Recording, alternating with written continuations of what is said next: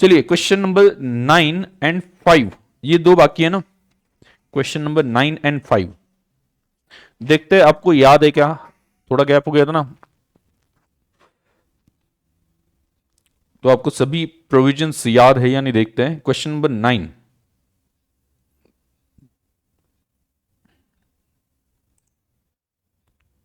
Just a minute, मैं notes open करता हूं ताकि क्वेश्चन आपको देखने मिले। ये रहा आपके सामने आपके कंप्यूटर स्क्रीन पे question. Question number 9, A limited purchase 5000 equity shares, face value 100 है। 5000 इक्विटी शेयर्स 100 फेस वैल्यू एक की of Alliance Limited for ₹105 each on 1 April 2014। The shares were quoted cum dividend. ओ, कम डिविडेंड याद है क्या? मैंने कुछ बताया था, कम राइट। बराबर, कम राइट या मतलब क्या है कि कम डिविडेंड क्या होता है?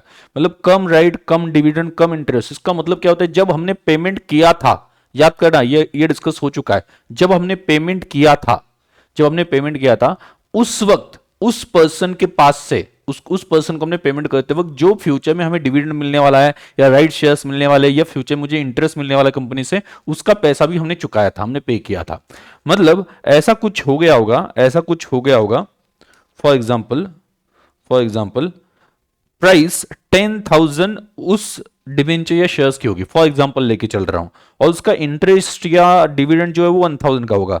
तो उसके साथ जब डील हो गई तो उसने हमारे पास से 10,900 इंक्लूसिव ऑफ ऑल ये ले लिया। मतलब उसने क्या बोला कि जैसे मार्च के महीने में या अप्रैल के महीने में आपने उसके पास से शेयर्स ले लिए, वो क्या बोलेगा, ये जो लास्ट ईयर हो चुका है ना, उसका डिविडेंड पेंडिंग है, उसका डिविडेंड जो है ना वो उसको मिलेगा जिसके पास ये शेयर्स होंगे जिस दिन डिविडेंड डिक्लेयर होता है उस वक्त। बराबर, तो वो बोलता है कि मुझे वो डिविडेंड का पैसा भी दे दो। तो आप क्या कर रहे हो, उसे 10,000 प्राइस ऐसे डिसाइड, 10,000 प्लस 1,000 ऐसा आप देने वाले थे, आपने दोनों मिला के 10,900 दे दिया। मतलब ये ऊपर के 900 या मतलब क्या है कि जो भी 1,000 रुपए दे दिए वो आपने क्या डिविडेंड के लिए एडवांस में पैसे दिए थे। It was come dividend. तो अगर ये डिविडेंड के लिए हमने पैसे दिए और वो आपको डिविडेंड कंपनी से मिल जाता है, समझा मैं क्या बोल रहा हूं? अगर आपने जो पर्सन जिसके पास से शेयर्स लिए उसको पैसे देते वक्त कम डिविडेंड दे दिए, मतलब डिविडेंड की प्राइस या अमाउंट भी इंक्लूड करके दे दी, बराबर, तो आपने ये डिविडेंड, ये जो 10,900 ये कहां पे लिखे होंगे?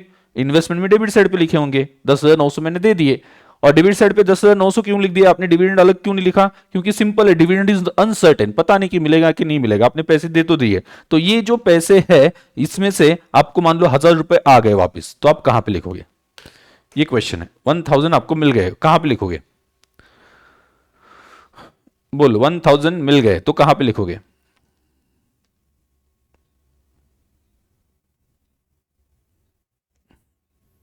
बोलो।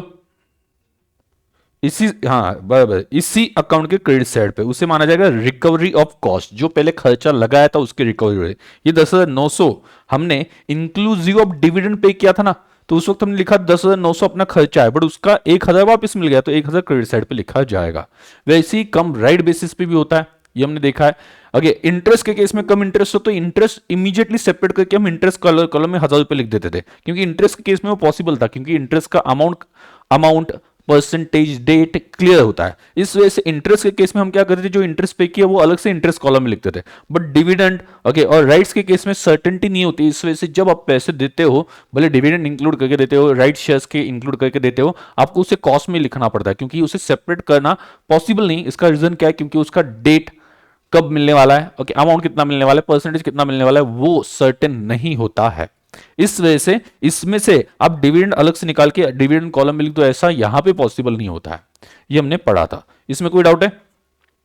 ये शायद से जितना मुझे याद है ये डिस्कशन हो चुका था, जितना मुझे याद है इसका डिस्कशन हो चुका था, राइट? चलो, कोई डाउट है? बोलो, कोई डाउट हो तो। नो? ओके, चलो आगे बढ़ते हैं। The shares were quoted cum dividend on 15 May 2014. Alliance Limited declared and paid dividend of 2% for year ended 31st March 2014. मतलब लास्ट ईयर के लिए डिविडेंड मिल गया ना, कितना? 2%. On 30th June 2014, Alliance Limited issued bonus shares in the ratio of 1:5. 5 के बदले में एक बोनस शेयर्स मिलेंगे। On the 1st October 2014, Alliance Limited issued right shares in the ratio of 1:12. at 45 per share. A Limited subscribed half right issue and the balance was sold at 5 पर right interval, मतलब आधे खुद के लिए ले लिए, कितने में 50-45 रुपए का एक आधे ले लिए, जितने भी अपने को मिल रहे हैं ना उसके आधे हमने परचेस कर लिए खुद शेयर्स। एक शेयर कितने में मिला 45, और बाकी जो आधे राइट्स है वो किसी और को बेच दिए 5 रुपए पर राइट बेच दिए। The company declared interim dividend of 1% on 30th November 2014. Right shares were not entitled to dividend. Right shares को dividend नहीं मिलेगा। The company sold 3,000 shares on 31st December 2014 at 95 per share. The company A Limited incurred 2% as brokerage while buying and selling of shares. 2% brokerage हर बार लगा है, याद रखना, every time जब भी cell होता है परचेस होता है ब्रोकरेज लगा है, याद रखना।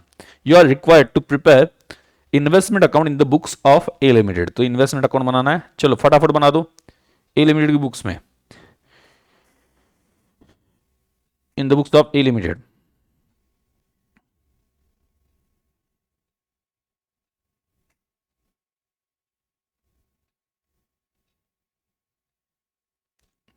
बाकी नीचे क्या लिखता है, फॉर द ईयर एंडेड हो गया, वो सभी चीजें होती है। बाद में किस में इन्वेस्टमेंट किया वो भी लिखा जाता है।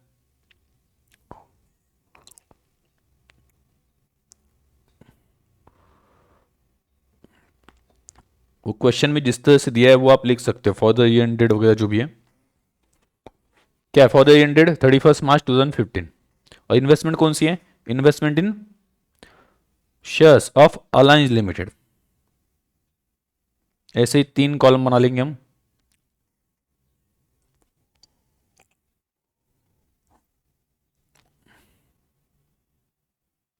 डिविडेंड का कॉलम बनाएंगे क्योंकि डिविडेंड डिक्लेयर हो गया है, 2 बार हो चुका है, एक तो फाइनल, दो दूसरा इंटरिम।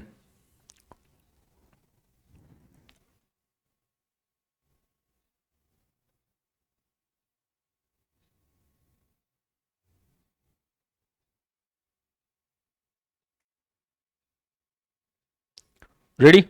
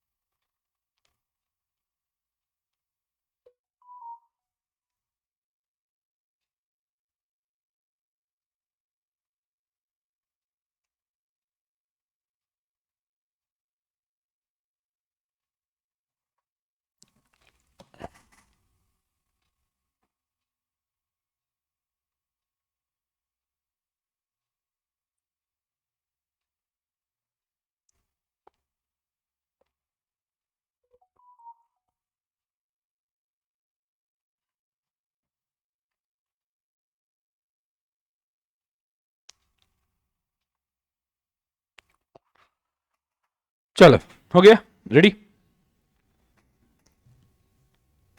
तो पहला क्या है, परचेस किए है, कब परचेस किए, 1 अप्रैल 2014 को 5,000, कितने में परचेस किए 105 ईच, और उसके ऊपर ब्रोकरेज भी लगा है टू बैंक,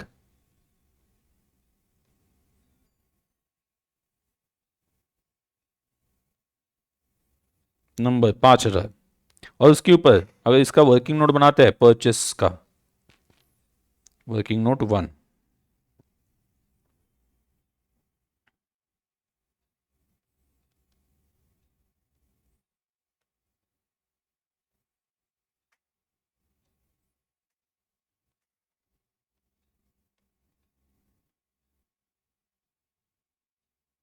$5,000 × 105 कितना आता है बोलो,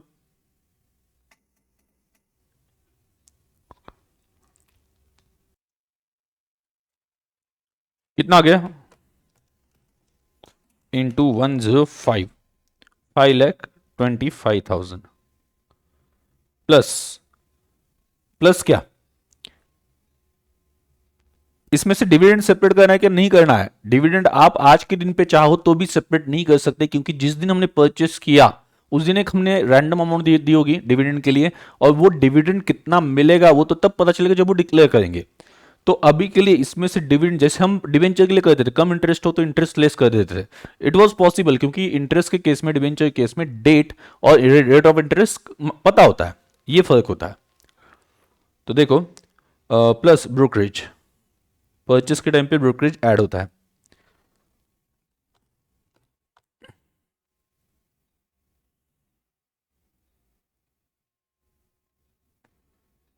₹5,35,500 डन। उसके बाद में क्या है next? On 15 May 2014 Alliance Limited declare dividend and paid dividend of 2%। अभी आप मुझे बताओ, डिविडेंड जो मिलता है वो परचेस प्राइस पे मिलता है, 5,35,500 पे मिलेगा, या फेस वैल्यू पे मिलेगा? डिविडेंड किस में मिलता है? बोलो, डिविडेंड किस में मिलता है?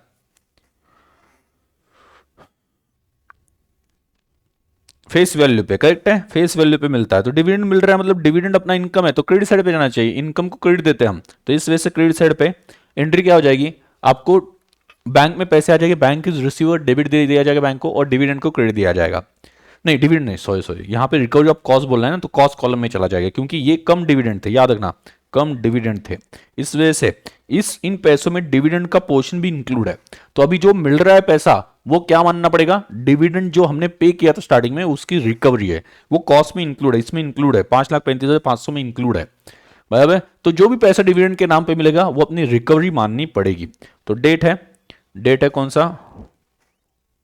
15 में बाय बैंक डिविडेंड, ये डिविडेंड है। डिविडेंड ये कौन सा है? प्री एक्विजिशन, और लॉजिकली प्री एक्विजिशन ही ना, क्यों? क्योंकि ये तब का है जब अपने पास शेयर्स थे ही नहीं, हमने शेयर्स लिए 1 अप्रैल को, और ये कौन से साल का है? लास्ट ईयर का है, इस वजह से प्री एक्विजिशन है। तो जो भी डिविडेंड मिलेगा प्री एक्विजिशन का, वो हम कॉस्ट के अगेंस्ट एडजस्ट करते हैं, वही हम यहाँ पे फॉलो कर लेंगे। तो फेस वैल्यू पे कैलकुलेट करना है, 5,000 इंटू 100, और इसके ऊपर इंटू 2%, 10,000। कोई डाउट तो बता देना, डाउट कुछ हो तो बता देना।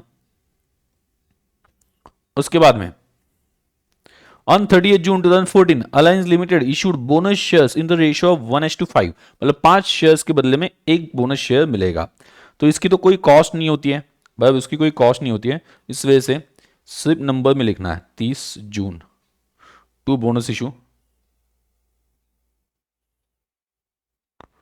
कितना?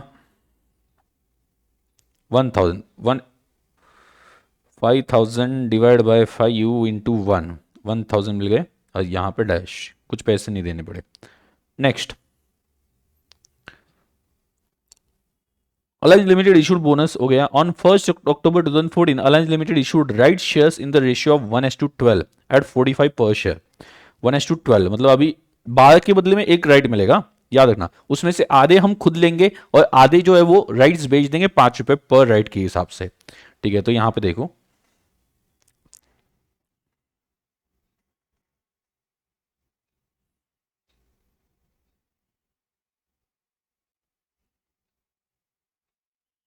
कितने एग्जिस्टिंग शेयर्स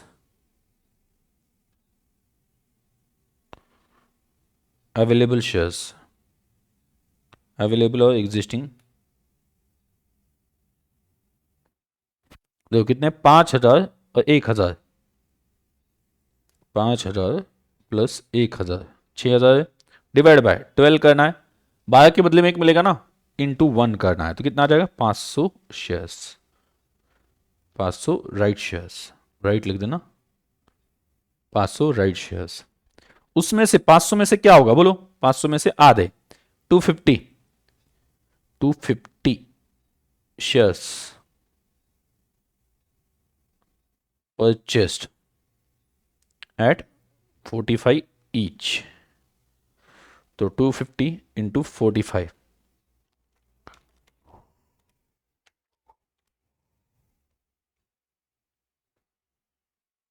11,250।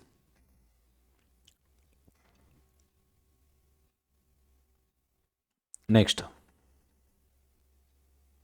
250 rights sold.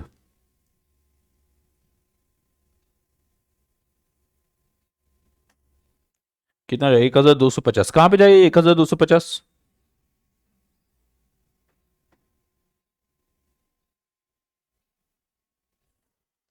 1250 कहां पे जाएगा?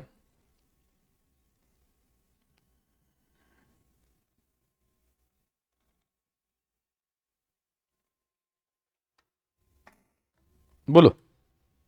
ये तो investment account debit to bank, ये पहला इन्वेस्टमेंट की एंट्री।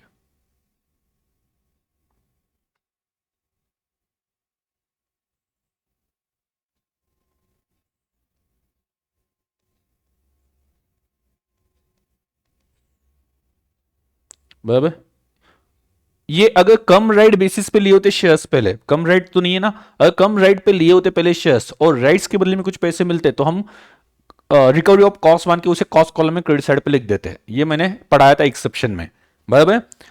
अगर अगर कम राइट लिखा होता स्टार्टिंग में, कम राइट परचेस के ऐसा लिखा होता, तो उस केस में हमने जो पहले पैसे दिए परचेस करने के लिए, उसमें राइट्स मिलने वाले इस वजह से भी एडिशनल पैसे दिए, ऐसा हम मान के चलते मतलब दिए होंगे, कम राइट बोला है तो इस वजह से जो रिकवरी होती है राइट्स बेच के, उसे रिकवरी ऑफ कॉस्ट माना जाता है। जो पहले परचेस करते वक्त हमने पैसे दिए थे ना, उस वक्त राइट्स के लिए पैसे दिए थे सामने वाले को, और अभी राइट्स मिल गए किसी को बेच दिए, तो जो कॉस्ट है वो रिकवर हो रही है, ऐसा मान के चलता है। तो ये पी एंड एल अकाउंट को, इसका फर्स्ट एक्सेप्शन यहां पे लिख देना 1।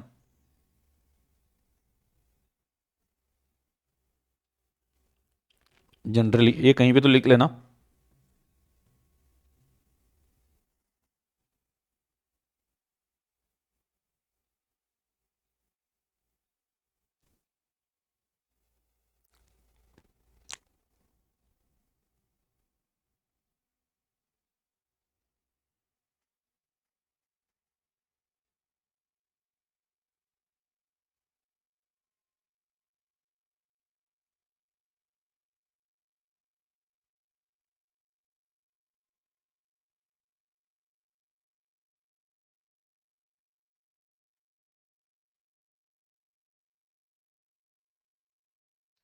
कहीं पे तो इंपॉर्टेंट करके लिख लेना।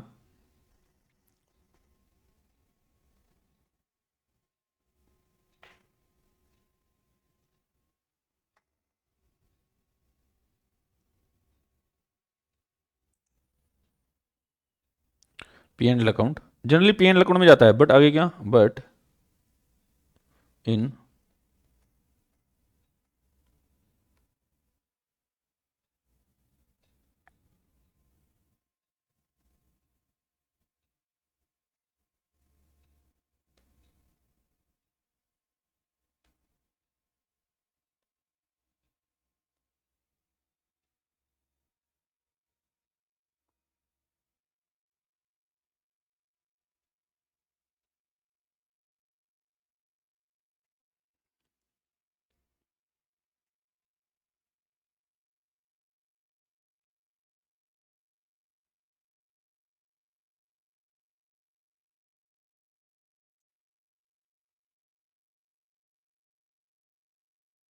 व्हेन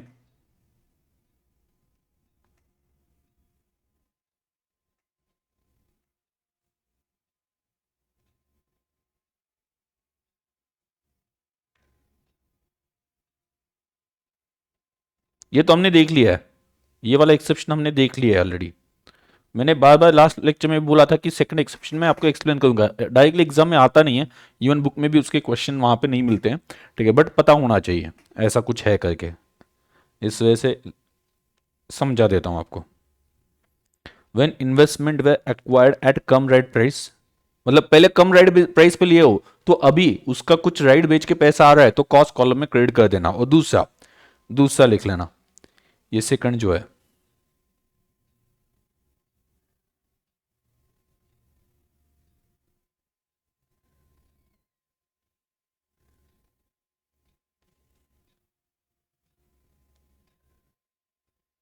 मार्केट वैल्यू ऑफ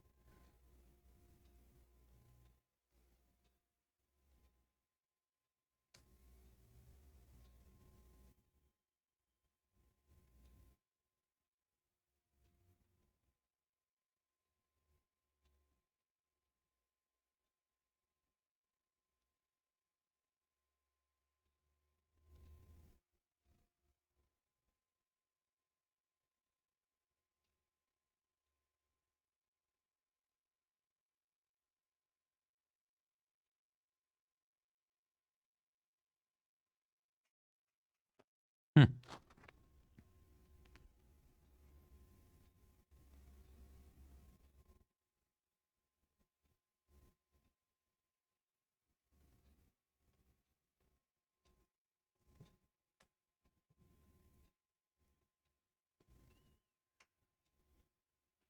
हम्म। चलो ये क्या है ये समझना है हमें। लिख लिया? सभी लोग ध्यान देना, लिखा हो तो बताओ, लिख लिया क्या? ये लिख लिया? अभी मैं आपको समझाता हूं एग्जैक्टली क्या है।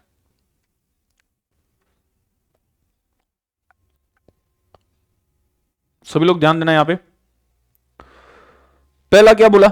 देखो सिंपल रूल फिर से बता देता हूं, आपको पता है, फिर से बता देता हूं। अगर अगर राइट्स सेल करके किसी थर्ड पर्सन को, हमने राइट शेयर्स लिए नहीं, वो जो राइट्स है वो किसी पर्सन को दे दिए, रिनंसिएशन बोला जाता है उसे, उससे हमें कुछ पैसे आ गए तो अब हम अपना प्रॉफिट मानते हैं और पीएनएल अकाउंट में क्रेडिट करते हैं, पीएनएल अकाउंट में क्रेडिट करते हैं। एस 13 जो है वो क्या बोल रहा है, वैसे के वैसे मैं आपको समझा रहा हूं, वो पीएनएल अकाउंट में डाल देना है, ऐसा एस 13 बोल रहा है। ठीक है, क्लियर? ये तो आपको क्लियर है?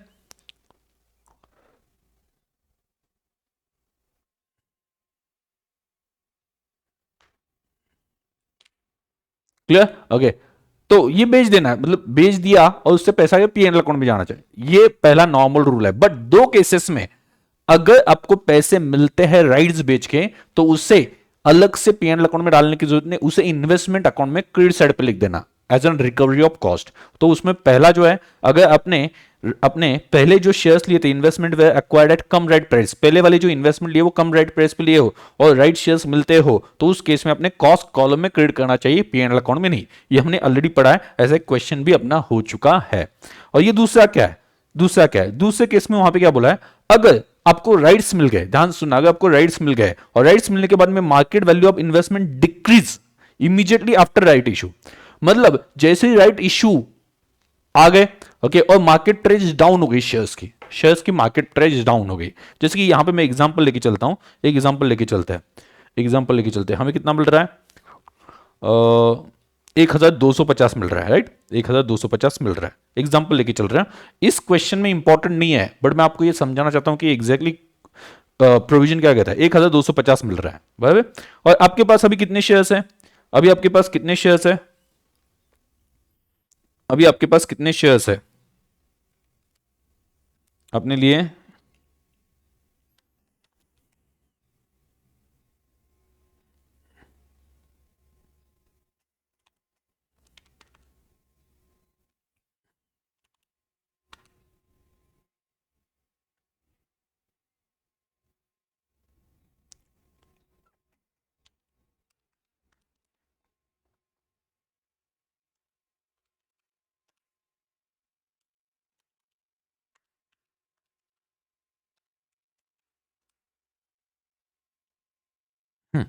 अभी ये देखना, ये आपके इस क्वेश्चन में नहीं, शायद से ये क्वेश्चन आएगा भी नहीं, बार बार एक चीज बोल रहा हूं मैं, बट मुझे समझाना यहाँ पे क्या है कि लगता है कि समझा के रखूं चीज क्या है। ठीक है, तो market value of investment decrease, decrease, अभी आप देखो, ध्यान सुनना, अगर मार्केट वैल्यू ऑफ इन्वेस्टमेंट होगी 89, बराबर, 89 पे आ गई, 89 पे आ गई, समझा, 89 पे आ गई, ऐसा मैं एग्जांपल लेके चल रहा हूं। बार बार एक चीज इस क्वेश्चन से रिलेटेड नहीं, ये पॉइंट मुझे समझाना था, समझ में आ रहा है क्या? तो मैं आगे बढ़ता हूं, मैं एक एडिशनल एग्जाम्पल आपको समझाने के लिए इस क्वेश्चन में यूज कर रहा हूं, नहीं तो बाद में आप बोलोगे सर ये तो कहीं पे क्वेश्चन में दिया ही नहीं सर, आप कहां से ले रहे हो। मैं एक पॉइंट समझाना चाहता हूं, ये पॉइंट डायरेक्टली इवन आपको क्वेश्चंस भी नहीं मिलते, कहीं पे देखने को मिलते नहीं है, बट मैं ये पॉइंट समझा के रखना चाहता हूं, बाकी कुछ नहीं, एक एडिशनल नॉलेज हो इस वजह से। ठीक है, 89 रुपीज, 89 रुपीज। अब देखो, ध्यान सुनना, ध्यान सुनना, जैसे ही राइट इशू हो गया, जैसे राइट इशू हो गया, ओके, इसकी प्राइस कितनी हो गई, ध्यान सुनना, प्राइस कितनी हो गई, अपने पास 6000 शेयर्स है, 6000 इंटू 89 करके देखना, 6000 इंटू 89 तो कितना हो गया, 5,34,000, कितना हो गया, 5,34,000, 5,34,000। तो इससे मुझे एक बात समझ में आती है, मैंने ये इन्वेस्टमेंट ली थी 5,35,500 में, जो भी इन्वेस्टमेंट मैंने की थी वो कितनी की थी, 5,35,500, लेकिन आज राइट इशू होने के बाद में क्या हो गया, मार्केट में शेयर्स का फ्लो बढ़ गया, सप्लाई बढ़ गया। जब राइट इशू होता है मार्केट में, उस कंपनी के शेयर्स बढ़ जाते हैं ना, तो सप्लाई बढ़ गया, सप्लाई बढ़ने की वजह से प्राइस कम हो जाती है, ये अपने इकोनॉमिक्स में पड़ा हुआ है। तो प्राइस कम होगी और प्राइस कितनी होगी, 5,34,000 होगी। अभी ये जो शेयर्स है मेरे पास, उसकी वैल्यू होगी 5,34,000। समझे कि मैं क्या बोल रहा हूं? ये समझा क्या? 5,34,000।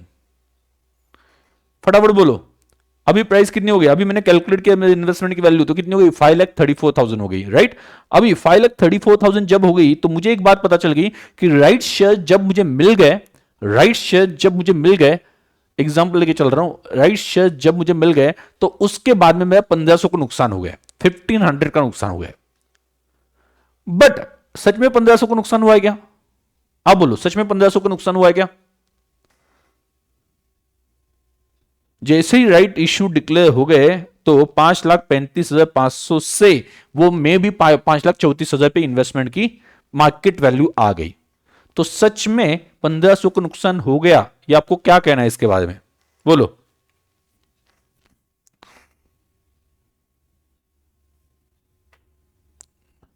बोलो सभी। 1,500 का प्राइस कम हो गई, but at the same time मुझे 1,250 मिल रहे हैं ना। समझे कि मैं क्या बोल रहा हूं? मुझे 1,500 कम हो रहे, 1,500 कम हो रहे, पर 1,250 का क्या हो रहा है? मुझे रिकवरी भी तो हो रही है ना।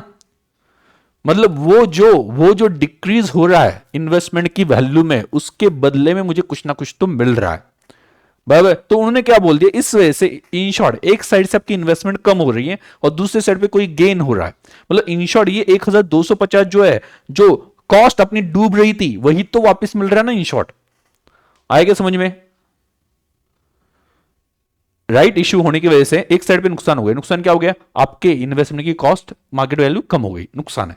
At the same time rights बेच के मुझे पैसे मिल रहे हैं, मतलब ये नुकसान इस प्रॉफिट के अगेंस्ट एडजस्ट हो रहा है ना, बराबर? मतलब इफेक्टिवली नुकसान कितना बच रहा है? 1,500 में से 1,250 मिल रहा है, इफेक्टिवली नुकसान बच रहा है 250। तो आपको उन्होंने क्या बोला है, पीएनएल अकाउंट में मत जाओ, आप एक काम कर दो, डायरेक्टली ये 1,250 जो है ना, वो 1,250 यहां पे क्रेडिट साइड पे लिख दो, जो राइट्स बेच के आ रहे हैं। राइट्स बेच के जो 1,250 आया है वो यहां पे लिख दो। उससे क्या हो जाएगा, ऑटोमेटिकली 5,35,500 में से 1,250 माइनस हो जाएंगे फॉर एग्जांपल, और ऊपर का 250 का डिफरेंस जो है पीएनएल अकाउंट या लॉस जो हो गया, वो एट द एंड जब साल खत्म हो जाएगा उस वक्त आपका पीएनएल अकाउंट में चला जाएगा, वो लॉस करके। भाई 250 का डिफरेंस दिखाई देगा अगर मार्केट प्राइस कम हो जाए। हम एंड में कहते हैं ना, जब बैलेंस निकालते हैं तब मार्केट प्राइस जो है वो अगर मार्केट प्राइस कम हो तो शेयर्स मार्केट प्राइस पे दिखाते हैं, इन्वेस्टमेंट मार्केट प्राइस पे दिखाते हैं, और जो भी डिफरेंस आता है वो पीएनएल अकाउंट में बेचते हैं। तो तब कितना बचेगा? 250 का ही बचेगा शायद से। आज समझ में? मैंने सिर्फ एक एग्जांपल ले लिया आपको समझाने के लिए कि ये क्या बोल रहे, क्या बोलना चाहते हैं। ठीक है, तो सिंपली सिंपली समझा क्या सभी लोग? बोलना, उसके बाद में आगे बढ़ता हूं। समझा कि नहीं सभी लोग? एवरीवन?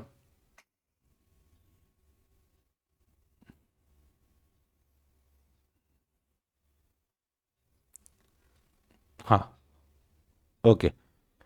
मतलब ये जनरली, ये वाली जो एडजस्टमेंट है ये जनरली इग्नोर ही की जाती है। इवन ये पहले वाला जो एक्सेप्शन है ये भी बहुत से लोगों को पता नहीं होता है।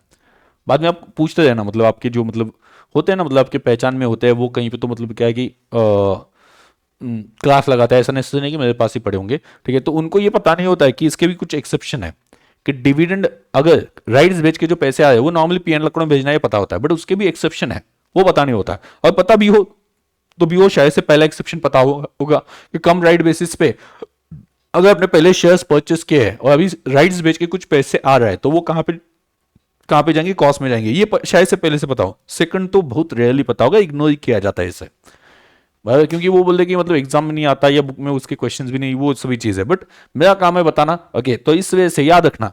ओके, क्या रूल क्या है? मैं भी थ्योरी में पूछ लिया, क्या कर दिया पता नहीं ना, तो इस वजह से मैं थोड़ा सा आपको समझा दूं। ठीक है, एक साइड से आपको राइट्स बेच के पैसे आए, दूसरी साइड से market value of investment is decreasing, बराबर? तो टेंशन मत लो। ओके, ये जो पैसा मिल रहा है ना, वो पैसा in short recovery of cost है। आपका जो नुकसान हो रहा है ना, कॉस्ट लग रही है ना, उसकी रिकवरी है। इस वजह से उसे कहां पे डाल दो, कहां पे डाल दो, कहां पे? इन्वेस्टमेंट के क्रेडिट साइड पे डाल दो। और कितने एक्सटेंट तक? जितने से डिक्रीज हो गई है। मतलब मान लो मुझे राइट्स बेच के 2,000 मिल रहे हो, राइट्स बेच के 2,000 मिल रहे हो, राइट्स बेच के 2,000 मिल रहे हो, बट मेरे इन्वेस्टमेंट की प्राइस 1,500 से कम हो गई, तो आपने क्या करना चाहिए? 2,000 में से 1,500 जो आपका decrease in investment market price हो गया है, वो जाना चाहिए इन्वेस्टमेंट अकाउंट में क्रेडिट साइड पे, और ऊपर का 500 जो है वो फिर आपका प्रॉफिट है, वो कोई प्रॉब्लम नहीं, क्योंकि जो कॉस्ट डिक्रीज हो रही थी उसको तो एडजस्ट कर दिया आपने। पूरा 1,500 जो कम हो रहा था वो क्रेडिट साइड पे लिख दिया, वो नुकसान है ही नहीं अपना, क्योंकि 1,500 एक साइड पे कम हो रहा है और दूसरी साइड से मुझे 2,000 मिल रहा है ना, मतलब वो जो 1,500 कम हो रहा है उसकी रिकवरी मुझे मुझे किससे मिल रहे हैं, राइट्स बेच के, और ऊपर का जो 500 है वो पीएनएल अकाउंट में चला जाएगा। मतलब इन शॉर्ट यहां पे क्या बताया गया, market value of the investment decrease immediately after the right issue. अगर मार्केट वैल्यू कम हो जाती है तो जो भी राइट्स बेच के आपको पैसे मिल रहे हैं वो पैसे कहां पे जाने चाहिए, इन्वेस्टमेंट अकाउंट में, क्रेडिट साइड पे जाने चाहिए। ठीक है, तो यहां पे क्रेडिट अमाउंट याद रखना, credit amount to investment to the extent of decrease, जितना डिक्रीज हो गया उतने एक्सटेंट तक, तो 1500 से डिक्रीज हो गया ना उतना। ओके, एंड एक्स्ट्रा अमाउंट मतलब 1500 के ऊपर कितना मिल रहा है एक्स्ट्रा, 500 मिल रहा है, 2000 टोटल मिल रहा है ना, अगर एग्जांपल लेके चलते तो क्रेडिटेड टू पीएनएल अकाउंट, तो आपका वो प्रॉफिट है। ये समझा, बोलो सभी समझा नहीं है पूरा? अभी समझ में आ गया, मतलब ये रूल अभी आपको आसान लगेगा क्या, कि कल जाके मतलब राइट्स इश्यू हो गए और मार्केट प्राइस कम हो गई, बराबर, तो आप देखोगे मार्केट प्राइस के हिसाब से आज अपनी इन्वेस्टमेंट की वैल्यू कितनी है, बराबर, तो वो आती है मतलब 5,35,500 हो, वो 5,34,000 पे आ गई, 1,500 का लॉस दिख रहा है, तो 1,500 तक जो भी राइट्स बेच के पैसे आ जाएंगे वो इन्वेस्टमेंट अकाउंट के क्रेडिट साइड पे जाएंगे। 1,500 से ज्यादा जो आएगा, जैसे कि यहां पे मैंने एग्जांपल लिया 500 एक्स्ट्रा मिल रहा है, तो वो पीएनएल अकाउंट में चला जाएगा। क्लियर? ओके, जस्ट आपको पता होना चाहिए, इस वजह से यहां पे पॉइंट कवर कर दिया। ओके, आगे इसमें से आधे जो है, हाँ इसकी एंट्री कर देते हैं फिर। 11,250 यहां पे लिखने पड़ेंगे, 2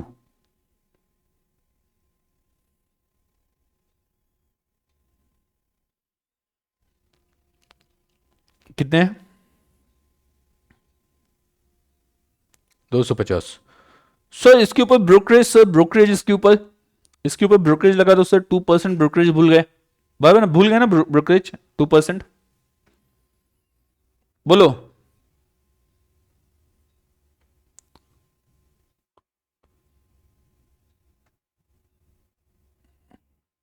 बोलिए,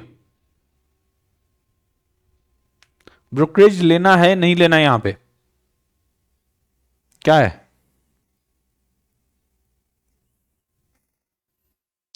ब्रोकरेज ऐड करना है कि नहीं,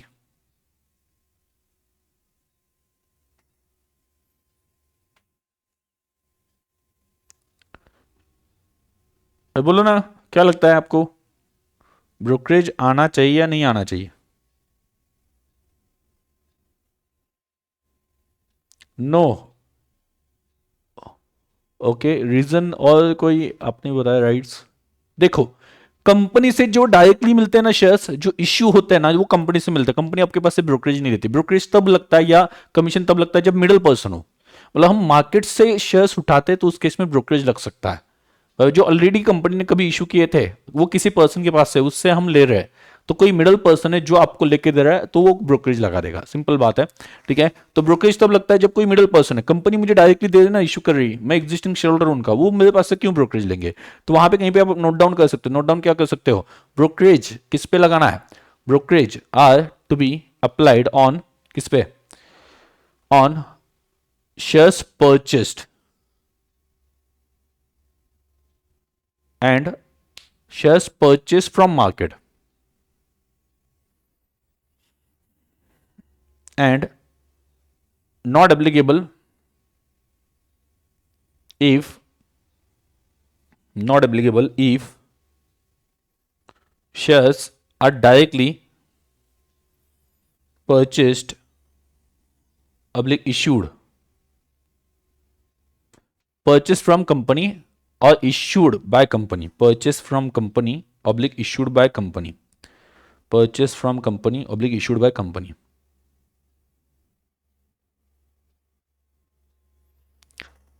The company declared, आगे, the company declared interim dividend of 1% on balance, 1% dividend मिल गया, कैलकुलेट कर दो 1% फेस वैल्यू पे, जितने अभी आपके पास शेयर्स है, कब हुआ है ये, 30 नवंबर। Right shares they not entitle to dividend, उन्होंने बोला है यहाँ पे, right shares they not entitle to dividend, right के ऊपर मत कैलकुलेट करना। तो देखो यहाँ पे ये जो है पहले वाले 5,000 और ये 1,000, 5,000 प्लस 1,000 6,000, 5,000 प्लस 1,000 शेयर्स 6,000 इनटू 100, बराबर, ये होता है 6 लाख के फेस वैल्यू, उसका 1% मतलब कितना आ जाता है 6,000। तो यहाँ पे ये अपना इंटरिम डिविडेंड है, मतलब इस साल का है, इस वजह से उसे पोस्ट एक्विजिशन माना जाएगा और इनकम में दिखाया जाएगा 30 नवंबर। इसमें याद रखना मैंने क्या बोला है, बाय बैंक 6,000 इनकम कॉलम में लिख देना, डिविडेंड कॉलम में। राइट शेयर्स के ऊपर डिविडेंड नहीं है, याद रखना। बाद में जो ये बोलता हूं ना वही डाउट वहां पे आ जाता है, स्टूडेंट क्या बोलते हैं सर आपने वहां पे क्या कि ये 250 नहीं लिए, मतलब पूरा क्वेश्चन ठीक से पढ़ते नहीं, बाद में जब रिवीजन होती है तब। ठीक है, इस वजह से अभी से ही अंडरलाइन करके रखना कि ताकि बाद में पढ़ते वक्त भी आपका ध्यान उसकी तरफ जाए कि राइट्स के ऊपर उन्होंने बोला है कि डिविडेंड नहीं देना है। 6,000। ओके, आगे। The company sold 3,000 shares on 31st December 2014 at 95 पर शेयर। उसके ऊपर भी 2% का ब्रोकरेज लग गया। तो 31 दिसंबर 2014 को 95 पर शेयर पे 3,000 सेल कर दिए, तो इसकी वर्किंग नोट बनानी पड़ेगी, वर्किंग नोट 3।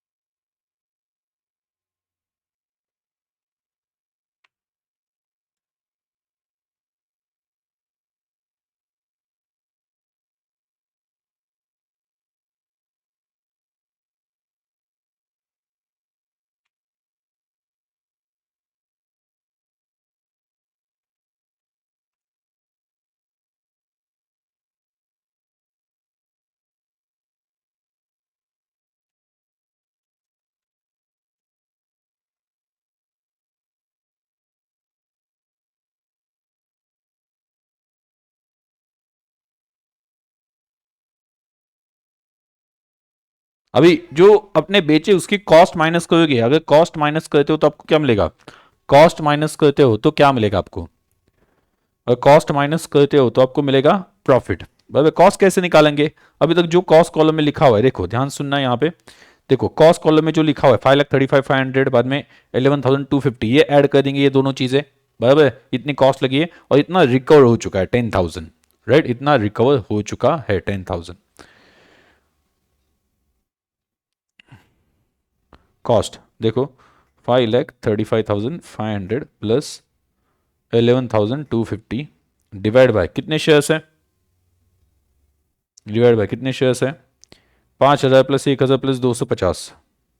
इसमें से माइनस करना है ना, ये 10,000, ये 10,000 माइनस करना है क्रेडिट साइड वाला, recovery of cost minus 10,000,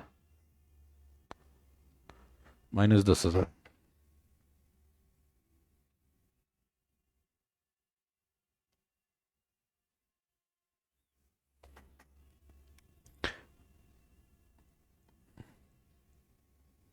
average cost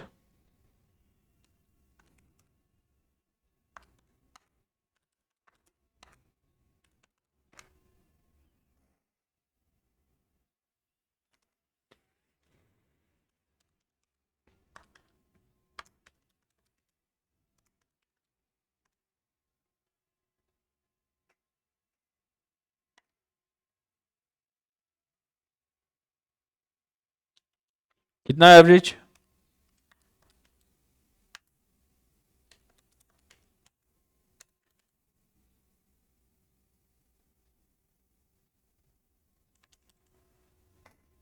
बोलो।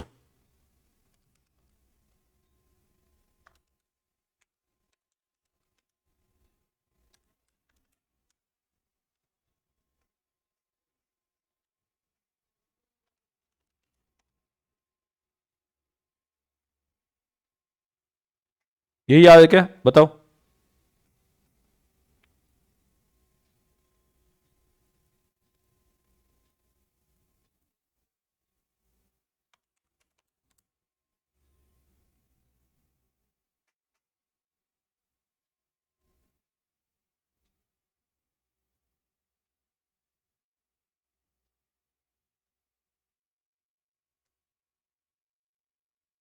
प्रॉफिट कितना है,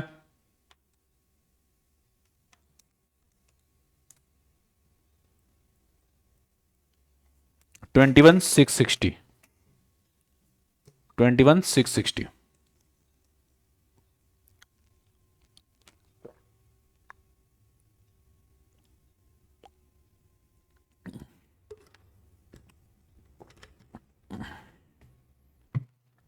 डन।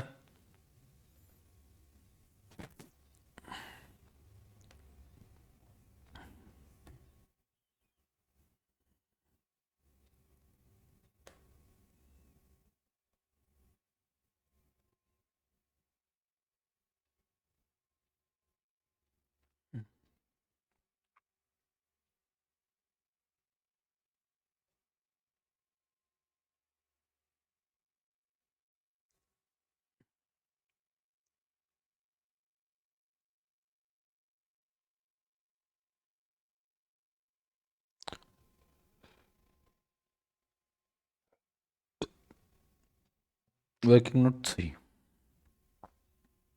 कोई डाउट है?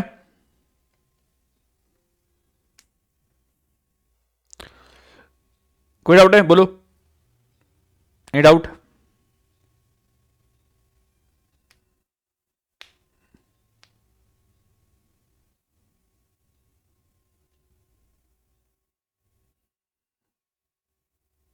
नो। ध्यान सुनना, मैं एक छोटा पॉइंट बोल रहा हूं, बाद में इसकी वजह से कंफ्यूजन ना हो, इस वजह से बोल रहा हूं। कभी कभी आपको कहीं पे आंसर में ये 1250 जो है ना, हमने राइट सेल किए, 1250 जो राइट सेल किया हमने, बोला पी एंड अकाउंट में डाल दो। ये जो 1250 का हमने जो राइट सेल किया है, ठीक है, ये जो 1250 का हमने राइट सेल किया है वो पी एंड अकाउंट में डालना चाहिए, ऐसा बोलते बराबर। कभी कभी आपको कहीं कहीं पे मिलेगा ये 1250 उन्होंने क्या किया है, ये डायरेक्टली डिविडेंड कॉलम में 1250 लिख दिया है। तो उनका उनका मतलब क्या है कि वो जिन्होंने ऐसा लिखा उनके दिमाग में क्या होगा, ये 6000 डिविडेंड का है, डिविडेंड का है, ये कहां पे जाने वाला है, पीएनएल अकाउंट में। तो ये 1250 भी 6000 के साथ मिलकर पीएनएल अकाउंट में चला जाएगा, साथ में चले जाएंगे, ऐसा मान के वो यहां पे 1250 लिख देते हैं। समझा क्या मैं क्या बोल रहा हूं? ये 1250 डायरेक्टली हम पीएनएल अकाउंट में जो बोलते हैं ना, वो कभी कभी आपको डिविडेंड कॉलम में दिख सकते हैं, कभी कभी, मतलब इनकेस कभी दिखा तो मैंने जो बोला वही फॉलो करना। हम AS13 जो बोल रहा है उस हिसाब से चल रहा है। AS13 बोल रहा है वो पीएनएल स्टेटमेंट में लिखना चाहिए, तो वहीं पे जाना चाहिए। तो यहां पे लिख के अल्टीमेटली पीएनएल स्टेटमेंट में ही जाता है। क्यों? क्योंकि ये डिविडेंड कहां पे जाएगा, जब हम अकाउंट क्लोज करेंगे तो इस साल का जो डिविडेंड है वो पीएनएल अकाउंट में ही जाता है। तो इस वजह से वो क्या सोचते हैं कि चलो यहां पे 1250 लिख देते हैं, तो जिससे 6000 प्लस 1250 7250 कहां पे जाएगा, पीएनएल अकाउंट में जाएगा। बट हम एक तरीका फॉलो करेंगे जिसमें हम वहां पे मेंशन कर देंगे कि डायरेक्टली पीएनएल अकाउंट में भेज दिया है। संजय मैंने क्या बोला अभी, एक छोटा पॉइंट है, अगर यहां पे दिखा मिला तो कंफ्यूज नहीं होना है, सिर्फ ये सोचना है, क्या सोचना है कि ये 1250 जो हम डायरेक्टली पीएनएल अकाउंट में भेज रहे हैं उन्होंने डिविडेंड में दिखाया और डिविडेंड में ऐड करके वो पीएनएल अकाउंट में जाएगा। बट हम जो कर रहे हैं वो ज्यादा प्रेफरेबल है, ज्यादा जगह पे यूज हुआ है वो, मतलब मैक्सिमम जगह पे वही होता है। तो चलो कैलकुलेट कर लो कितना आता है क्लोजिंग बैलेंस, बताओ।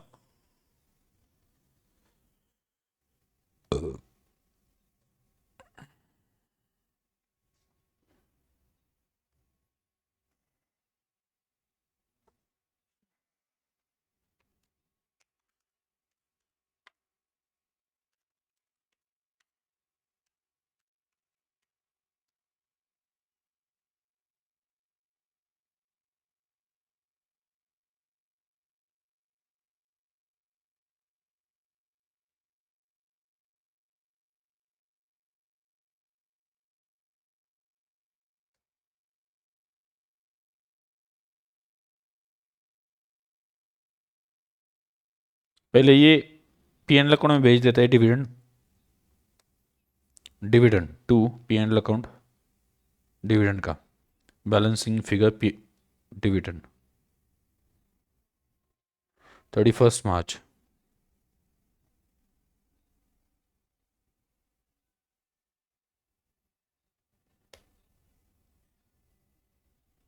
चाहिए था, और बाद में अभी 2015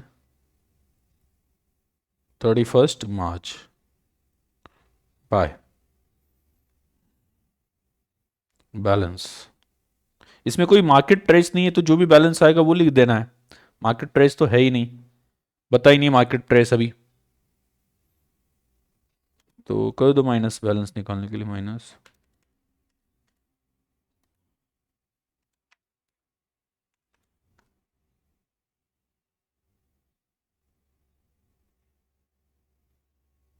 हो गया।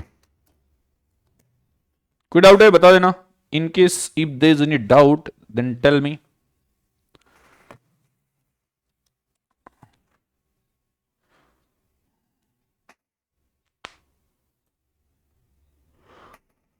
नहीं, बाकी स्टूडेंट बोलो।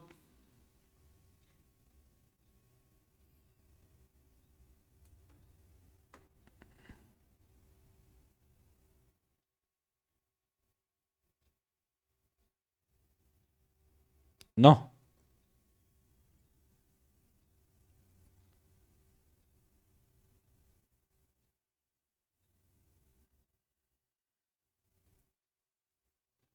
ठीक है, अभी आना क्वेश्चन नंबर 5 पे।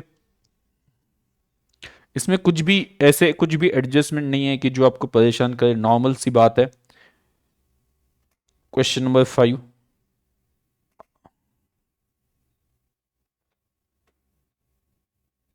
सिर्फ ये है क्वेश्चन नंबर 5 में, mister brown has made following transaction during the financial year 2011-12। तो ध्यान सुना, यहां पे देखो 12% बॉन्ड्स है पहले, 12% बॉन्ड्स बराबर। बाद में है equity shares of 10 of alpha limited, ये एक दूसरी इन्वेस्टमेंट, मतलब ये फर्स्ट इन्वेस्टमेंट है, ये सेकंड इन्वेस्टमेंट है बराबर। Purchased 60,000 equity shares of 10 each of beta limited, ये थर्ड इन्वेस्टमेंट है। और मैंने आपको क्या बोला था, तीनों इन्वेस्टमेंट में मिला के एक अकाउंट बनाना है या तीन अकाउंट अलग अलग बनाने हैं, बोलो बोलो। तीनों में एक अकाउंट बनाना है या तीनों के लिए, तीनों इन्वेस्टमेंट के लिए तीन अलग अलग अकाउंट बनेंगे? क्या बताया मैंने बराबर? हर हर करेक्ट है, सभी ने सही बोला। हर इन्वेस्टमेंट के लिए अलग अकाउंट बनता है, भले इक्विटी शेयर्स ही है दो, तो इक्विटी शेयर्स दोनों का मिला के एक अकाउंट, नहीं नहीं नहीं नहीं चलेगा ना मुन्ना ना, नहीं चलेगा बिल्कुल भी। हर इन्वेस्टमेंट भले वो इक्विटी शेयर्स ही हो, अल्फा का अलग बनेगा, बीटा का अलग बनेगा। तो चलो तीन तीन वहां पे बना लो आप। देखो इसमें मतलब मैं ये जनरली मतलब होमवर्क ही दे देता क्योंकि कोई एडजस्टमेंट नहीं है, बट अभी कैसा है कि लास्ट लेक्चर है तो बाद में होमवर्क डिस्कस करने के लिए वो रहेगा नहीं अगला लेक्चर बराबर। तो इस वजह से मैं लास्ट लेक्चर में कोई होमवर्क नहीं देता हूँ, ताकि वो ऐसा ना रहे कि होमवर्क डिस्कस करना पेंडिंग रह गया और उसका कुछ वहां पे क्या कि आपके आंसर क्रॉस चेक करने के लिए कुछ आपके पास है ही नहीं। तो इस वजह से तीन तीन बना लेना, तीन फटाफट। कुछ अलग नहीं है इसमें, आप अगर देखते हो नीचे के एडजस्टमेंट तो क्या है, अल्फा लिमिटेड ने बोनस इशू कर दिया, वो भी ठीक है। बाद में अल्फा लिमिटेड के 80,000 सेल कर दिए, ठीक है। Received interim dividend of alpha limited and beta limited made a right issue of one equity share for every right, का बीटा में राइट हो चुका है। मतलब ये जो आप अगर एडजस्टमेंट देखते हो ना, ये सभी एडजस्टमेंट आपको वही मिलेंगे जो हमने ऑलरेडी पढ़े। मतलब सिर्फ उन्होंने क्या किया है कि एक क्वेश्चन में उन्होंने क्या किया, अलग अलग इन्वेस्टमेंट्स दे दिए। ऐसे टाइप का क्वेश्चन हमने ऑलरेडी देखा, इक्विटी शेयर्स भी है जहां पे, और जहां पे उसके पास इन्वेस्टमेंट के तौर पे बॉन्ड्स या डिवेंचर्स भी है। Interest 12% on bonds was duly received on due date. Due date क्या है, 30 September and 31 March every year. पहले हम बॉन्ड्स का कंप्लीट कर लेते हैं। चलो बॉन्ड्स का मैं बोलता हूँ, आप नोट डाउन कर लेना, मतलब बोलूंगा मतलब समझाऊंगा भी। जहां पे कैलकुलेशन है वो कैलकुलेशन लिखवा के देता हूं। चलो, प्रिपेयर सेपरेट, उन्होंने बोला है prepare separate investment account of 12% bond. ये बताने की जरूरत है क्या, मतलब क्या वो क्या समझते हैं, मतलब हमें कुछ आता नहीं है ऐसा समझते हैं? आता है ना, सब कुछ पता है, हमें सेपरेट बनाना है। तो बॉन्ड्स का पहले देख लेते हैं, जो बॉन्ड्स के ट्रांजेक्शन है वो खत्म कर दे पहले। इसमें पॉसिबल है कि बॉन्ड्स का पहले लेके खत्म कर दो, बाद में अल्फा का, बाद में बीटा का। चलो बॉन्ड्स का बताओ, बॉन्ड्स का पहले क्या है, परचेस 24,000 हो गया रेडी बॉन्ड्स के लिए।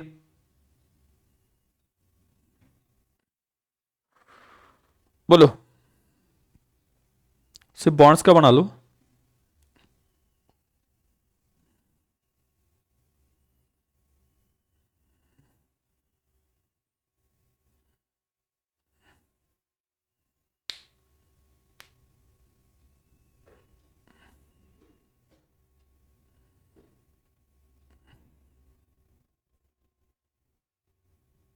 डन। ओके देखो, बॉन्ड्स का डेबिट साइड पे लिखना, फर्स्ट में परचेस किया मतलब डेबिट साइड पे फर्स्ट में 2011, फर्स्ट में 2011 टू बैंक, टू बैंक। इसके ऊपर कुछ ब्रोकरेज वगैरह है क्या? नहीं है। और इसकी वर्किंग नोट कम इंटरेस्ट है ना, ब्रोकरेज नहीं है।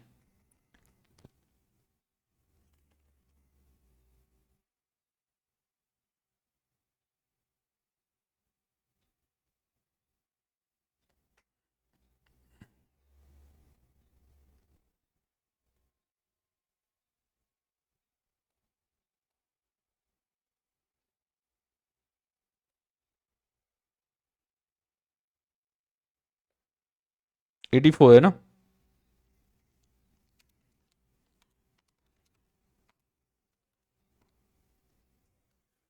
ये कम इंटरेस्ट है, कम इंटरेस्ट। और ये कब की बात है? फर्स्ट में 11 माइनस इंटरेस्ट, माइनस इंटरेस्ट बोलो कितना इंटरेस्ट फेस वैल्यू के ऊपर? Last due date to present date. अभी लास्ट ड्यू डेट कौन सी थी? 31 मार्च एंड 30 सितंबर, मतलब लास्ट होगी मार्च। 24,000 इंटू 100। अभी मार्च देखो, 31 मार्च से अप्रैल हो गया और ये तो फर्स्ट में है, मतलब एक ही महीना हो गया। इंटू कितना परसेंट है? 12% है ना, 12% इंटू 1/12।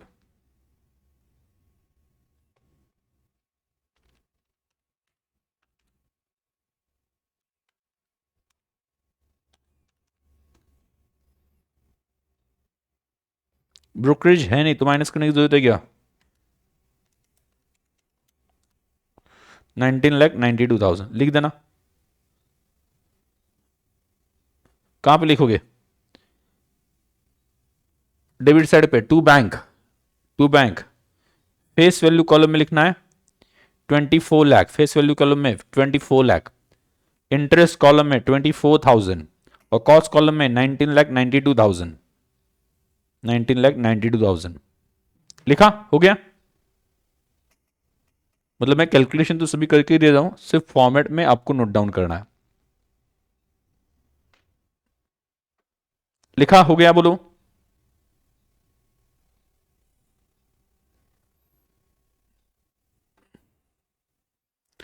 आगे सिर्फ मैं अभी बॉन्ड्स का ले रहा हूं, ये हो गया बॉन्ड्स का ले लेते हैं। बाद में क्या हो गया, डायरेक्टली 1 मार्च को सेल हुआ है, बट 1 मार्च से पहले अपने को इंटरेस्ट मिल चुका होगा, भूलना मत। बराबर, 1 मार्च को सेल हुआ है बट उससे पहले इंटरेस्ट मिला। इंटरेस्ट कब मिल गया बोलो? अगला इंटरेस्ट डेट क्या है? Upcoming interest date 31 March and 30 September ना, तो 30 सितंबर उस दिन इंटरेस्ट मिलेगा। तो 30 सितंबर के दिन क्रेडिट साइड पे लिखना कितना इंटरेस्ट मिलेगा। Last due date to present date, last due date थी कौन सी? 31 मार्च टू 30 सितंबर, 6 महीना हो जाएगा। तो 24 लाख, ये लिखने की जरूरत नहीं, सिंपल 24 लाख के ऊपर 24 लाख फेस वैल्यू है शेयर्स की, इंटू 12%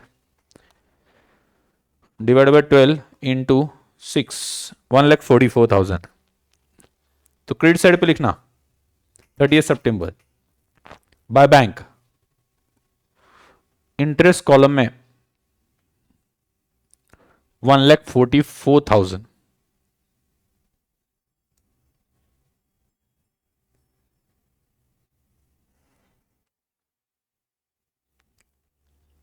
अभी आगे क्या हो गया? 1 मार्च को 15,000 डिबेंचर्स 90 रुपीज में सेल हो गए एक्स इंटरेस्ट।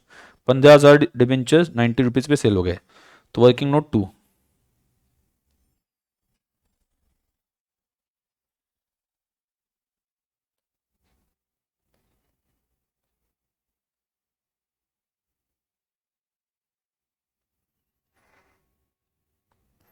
तो बोलो प्राइस क्या है? 15,000 इंटू 90, 15,000 इंटू 90, 13,50,000 ये प्राइस है। माइनस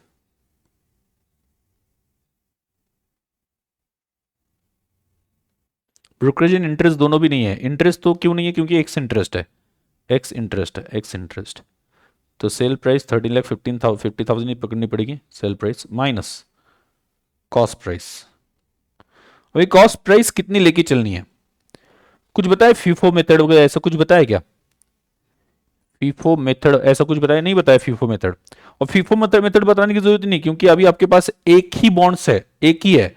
मतलब ऐसे होते कि दो होते तो पहला पहले में से पहले बेच दिया, ऐसा ऐसा कह सकते थे। फीफो बताने की जरूरत पड़ती है, या जो भी है फीफो नहीं बताया तो एवरेज फॉलो करना है। तो अभी तो देखो अपने पास एक ही स्टॉक है, उसकी कॉस्ट आप देखते हो तो कितना है, अभी ऊपर कैलकुलेट की थी ना, 19,92,000, उसमें कितना आया था 24,000, 19,92,000 डिवाइड बाय 24,000, इससे आपको एक बॉन्ड की कीमत पता चलेगी into 15,000, 15,000 bonds, 19,92,000 divide by 24,000 into 15,000, कितना आता है 12 लाख।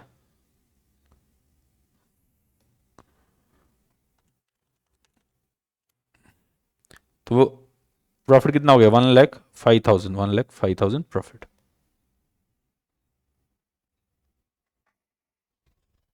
1,05,000 प्रॉफिट। तो लिखो क्रेडिट साइड पे 1 मार्च, सेल क्रेडिट साइड पे आता है ना 1 March, by bank, by bank, by bank. तो फेस वैल्यू में आप लिखोगे 15 लाख, क्योंकि 15,000 डिवेंचर्स बॉन्ड्स इंटू 100, 15 लाख आ जाता है, 15 लाख। इंटरेस्ट कैलकुलेट करना पड़ेगा, last due date to present date, last due date थी 30 सितंबर, उसके बाद में आज 1 मार्च है, तो सितंबर के 30 सितंबर के बाद में अक्टूबर, नवंबर, दिसंबर, जनवरी, फरवरी, मार्च नहीं पकड़ना है, क्योंकि 1 मार्च को ही वो सेल हुआ है। बराबर, तो 5 महीने हो गए, तो 5 महीने का आप कैलकुलेट कर लेना, 15 लाख जो सेल किया उसके ऊपर, 15 lakh into 12% divide by 12 into 5, 75,000 लिखना इंटरेस्ट में। 5 महीने का निकाला हमने, 15 लाख जो सेल हो गया उसके ऊपर, एंड एंड जो अमाउंट कॉलम है, कॉस्ट कॉलम है, उसमें 13,50,000 लिख देना। वर्किंग नोट नंबर लिख देना, वर्किंग नोट नंबर 3, नहीं 2 है, वर्किंग नोट 2।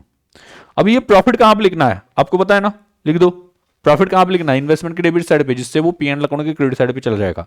तो इन्वेस्टमेंट अकाउंट के डेबिट साइड पे, बॉन्ड के डेबिट साइड पे, date same, date same to PNL account लिख देना, टू पीएनएल अकाउंट। और कॉस्ट कॉलम में 1,05,000, working note 2, working note 2।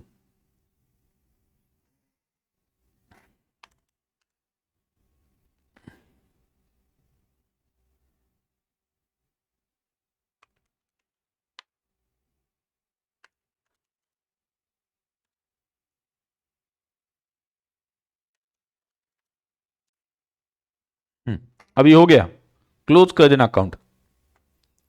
By balance, by balance, हाँ इंटरेस्ट दिखाना है, 1 मिनट 1 मिनट, इंटरेस्ट दिखाना है, इंटरेस्ट दिखाना है। 31 मार्च को इंटरेस्ट है ना, क्रेडिट साइड पे बाय बैंक, 31 मार्च कितना इंटरेस्ट, करो कैलकुलेट। अभी बचे कितने, 24,000 थे, उसमें से 15,000 तो बेच दिए, 9,000 बचे डिपेंचर, तो 9 लाख, 9,000 इंटू 100, फेस वैल्यू है 9 लाख, बराबर इंटू 12% डिवाइड बाय 12, कितने दिन का, last due date to present date, last due date was 30 सितंबर, अभी 31 मार्च है, तो 6 महीने का, डिवाइड बाय 12 इंटू 6, 54,000। तो क्रेडिट साइड पे लिखना बाय बैंक, इंटरेस्ट कॉलम में 54,000, इंटरेस्ट कॉलम में 54,000, डन। अभी अकाउंट क्लोज करना,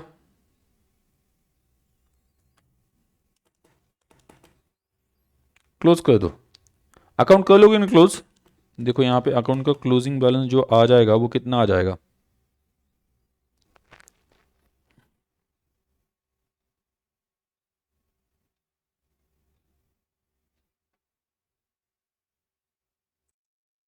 कितना आ रहा है, कितना आ रहा है बोलो,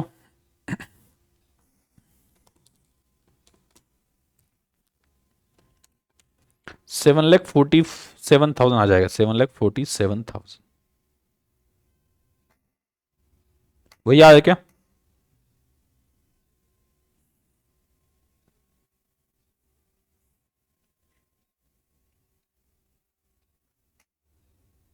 यस। नेक्स्ट, अभी इसका बना लो। किसका? दूसरा कौन है? अल्फा लिमिटेड, उनके इक्विटी शेयर्स है, उनके इक्विटी शेयर्स है, और उन्होंने डिविडेंड भी डिक्लेयर किया है, अल्फा ने किया है ना। Yes, Alpha Limited dividend column भी बनाना है, number, dividend and amount column.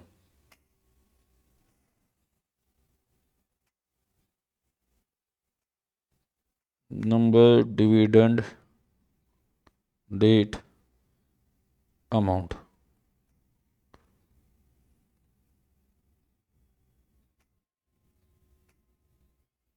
चलो क्या हो गया यहां पे? 15 जून को हमने परचेस किया, 15 जून को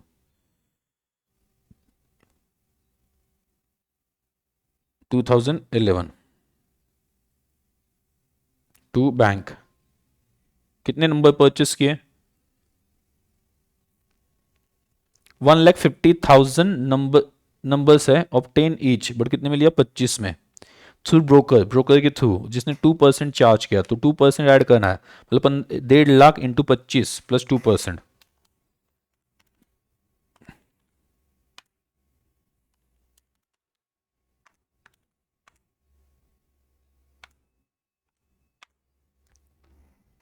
कितना आया बोलो? 38,25,000।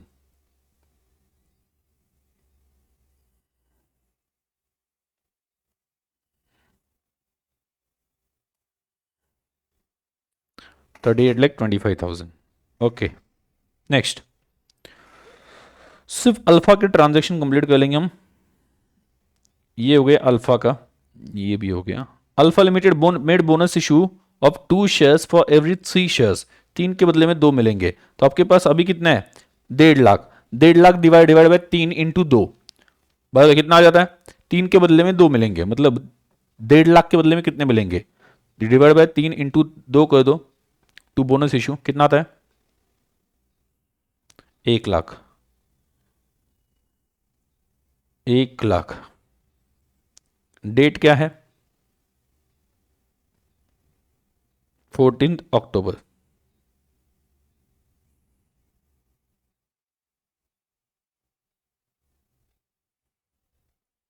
Next, alpha limited sold 80,000 shares in alpha limited 22 each, sold 80,000।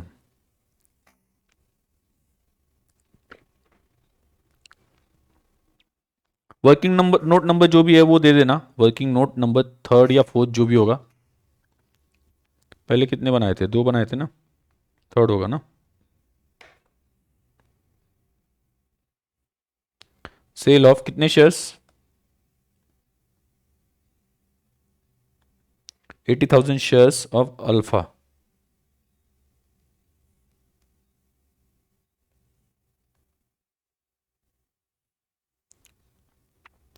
कितना? 80,000 इंटू 22,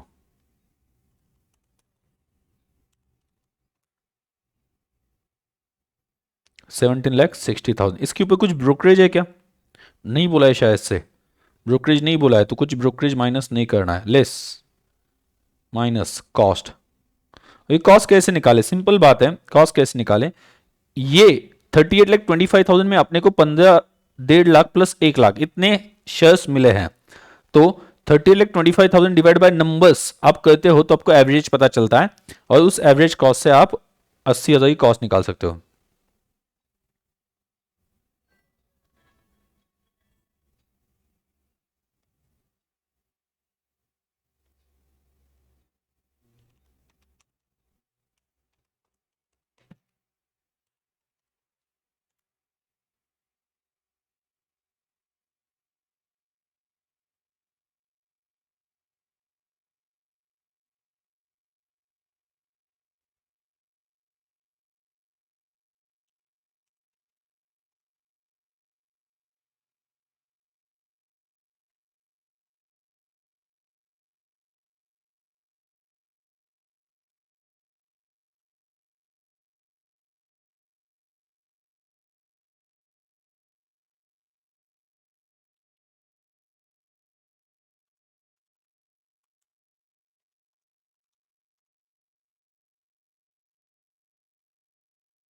12,24,000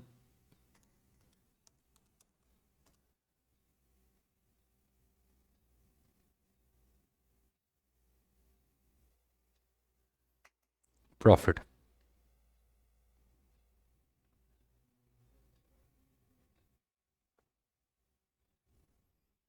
डेट क्या है?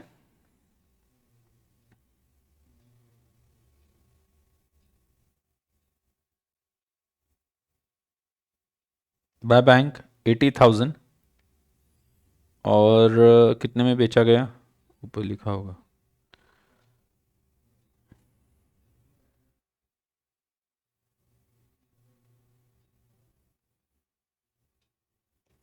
और बाद में इसका जो प्रॉफिट है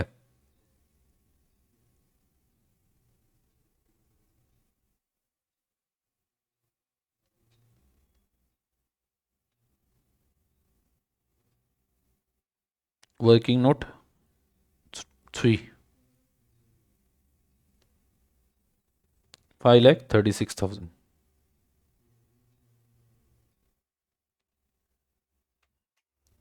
डन। कोई डाउट है इसमें? कोई डाउट है बोलो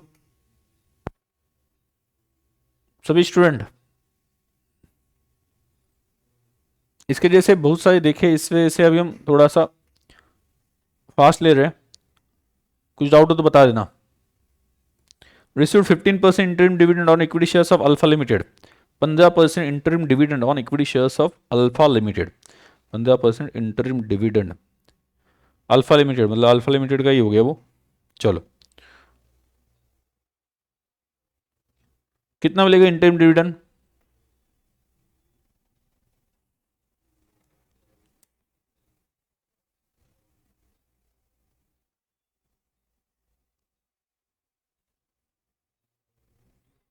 डेढ़ लाख, 2.5 लाख है ना? नहीं, अभी कितने बचे हैं? देखो, पहले 1.5 लाख थे, बाद में 1 लाख आ गया, मतलब 2.5 लाख शेयर्स हो गए। यहाँ पे देख लेना, 2.5 लाख, उसमें से 80,000 सेल किए, माइनस 80,000, 1,70,000 शेयर्स अपने पास, इंटू 10। एक शेयर कितने का फेस वैल्यू? 10 का, बराबर 10। तो एक 17 लाख आ जाता है। उसका कितना परसेंट बोलो, उसका कितना परसेंट है डिविडेंड? 15%। 15%, yes, into 15%, 2,55,000। डेट क्या है? By bank dividend, dividend on 1,70,000 shares. और ये इंटरिम डिविडेंड तो अपना इनकम है, इस वजह से इन डिविडेंड कॉलम में लिखना है 2,55,000। 2,55,000 फॉर जनवरी 2012।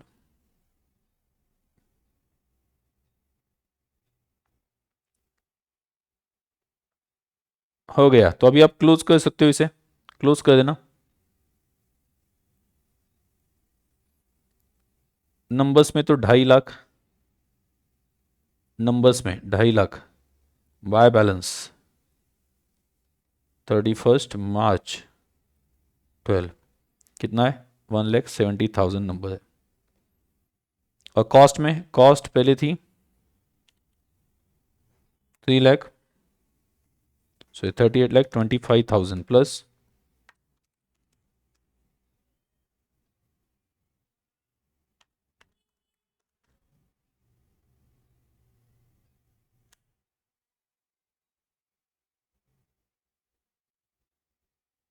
26,01,000। आप चेक कर लेना, वही आ रहा है ना?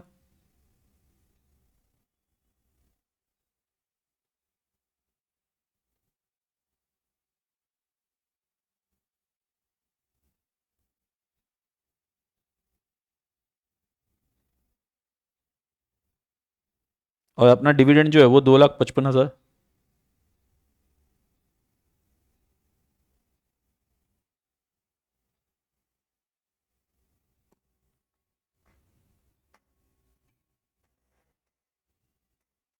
To P and account,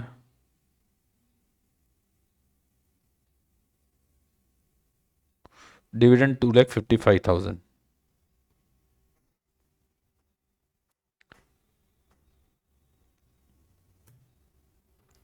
done, anything? Investment Beta limited,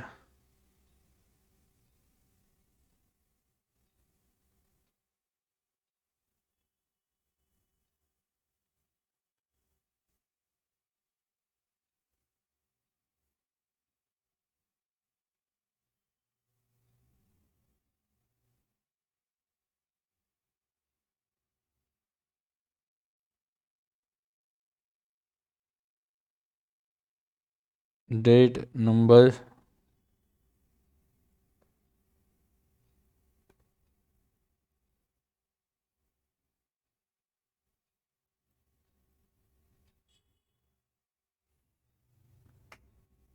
beta limited,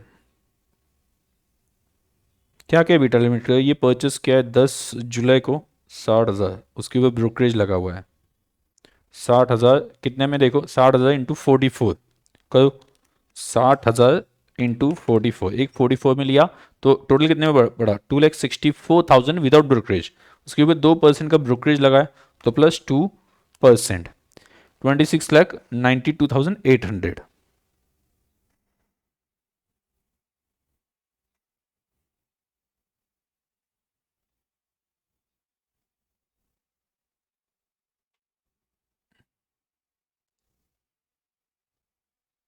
साठ हजार और 26,92,000।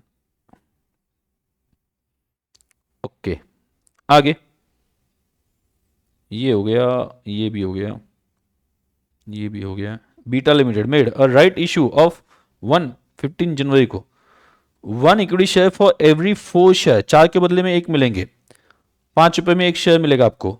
Brown exercise is option for 40%, मतलब उसने 40% ले लिए of his entitlement and sold balance right in market at 2.25 पर शेयर, तो पर राइट 2.25 पर में बाहर बेच दिया और खुद ने 40% ले लिए।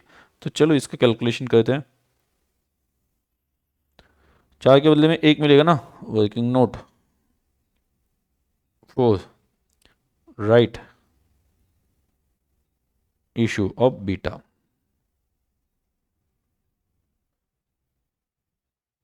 तो बोलो 60,000 डिवाइड बाय 4 इंटू 1 कितना आ जाता है 15,000।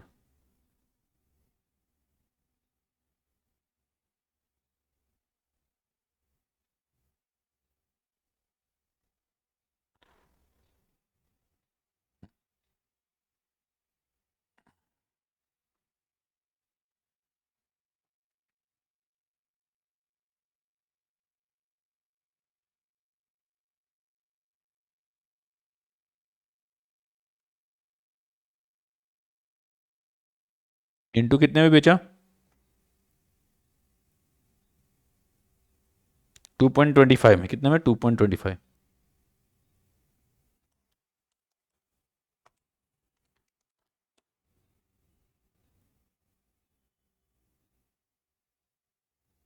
$16,875, ये पी एंड अकाउंट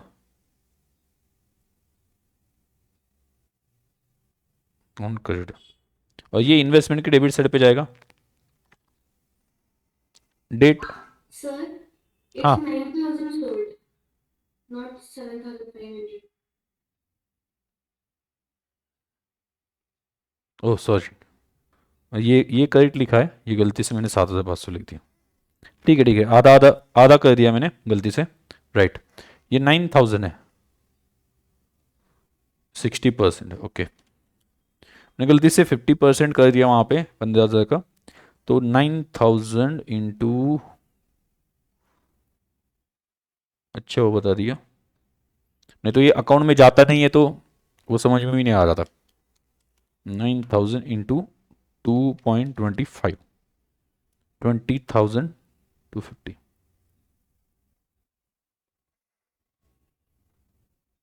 20,250 बराबर ना, अभी अभी सही है ना, अभी कोई इशू नहीं। चलो ये लिख दो,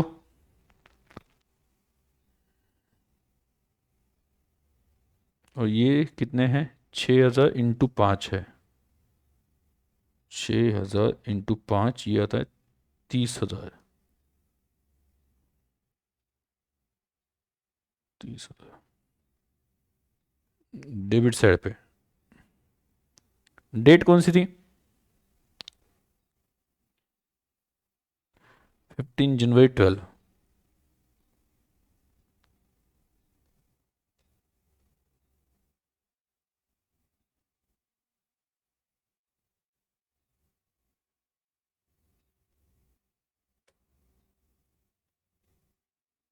6,000 एंड 30,000।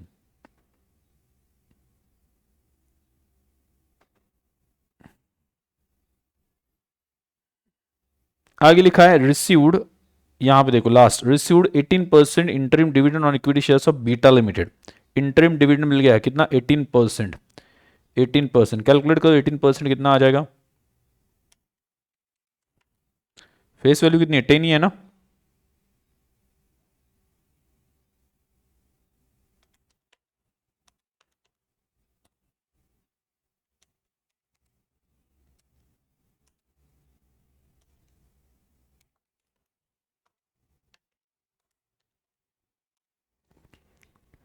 यस, 66,000 शेयर्स है अपने पास, इंटू 10 फेस वैल्यू, तो आ जाएगा 6,63,000, और उसके ऊपर 18%, और डेट क्या है,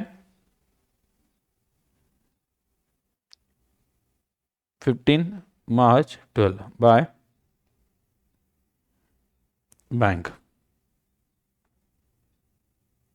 डिविडेंड, इंटरिम डिविडेंड है तो पोस्ट एक्विजिशन ही मानना पड़ेगा, 1,18,800 इज अमाउंट। आ गया सभी का,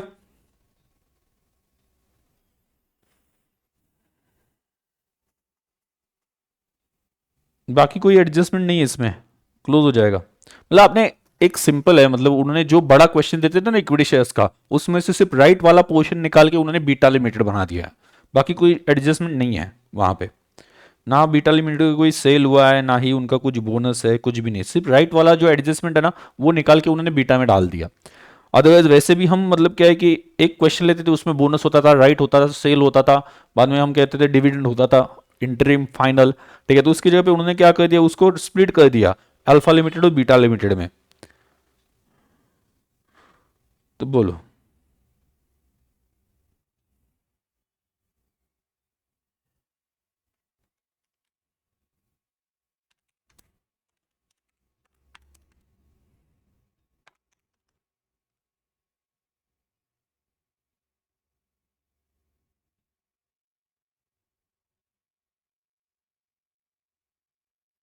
बाद में ये 1,18,000 इसकी टोटल, ये तो पी एंड अकाउंट में भेज देंगे,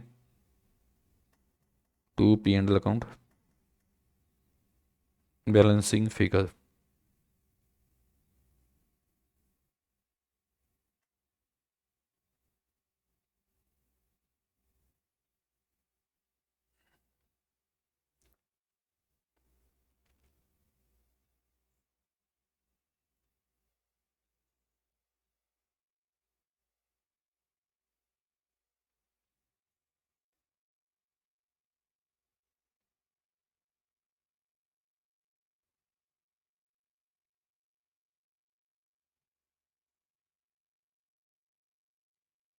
कितना आया था, 27,22,000, 27,22,000,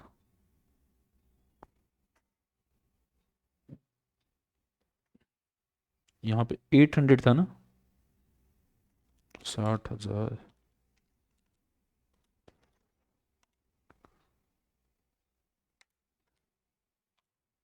यहाँ पे 800 था, 800 बोला था मैंने,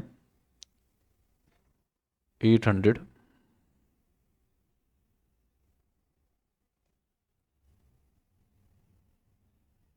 800,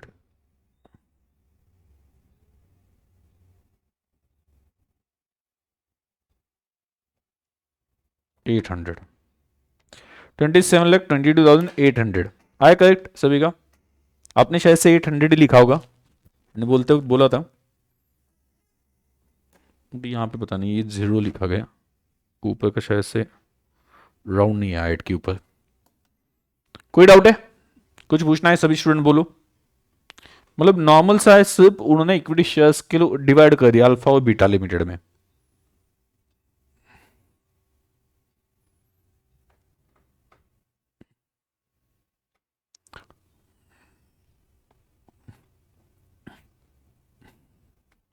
बोलो कोई डाउट सभी स्टूडेंट?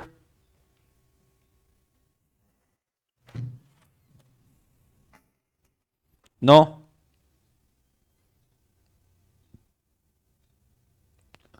सभी बताना कुछ डाउट है?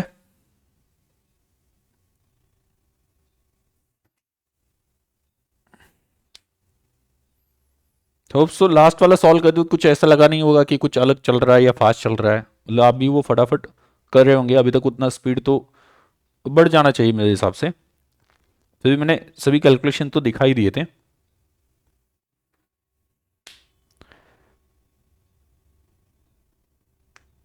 डन। कुछ ऐसे स्टूडेंट है जिनका नाम लिए बिना वो बोलते ही नहीं, नाम लिया तो भी बोलते हैं।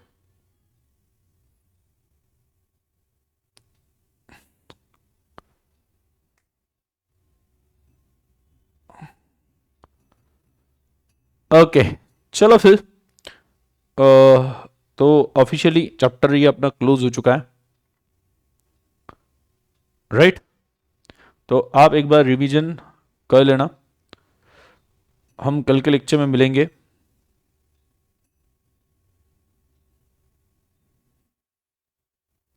ओके चलिए बाय बाय।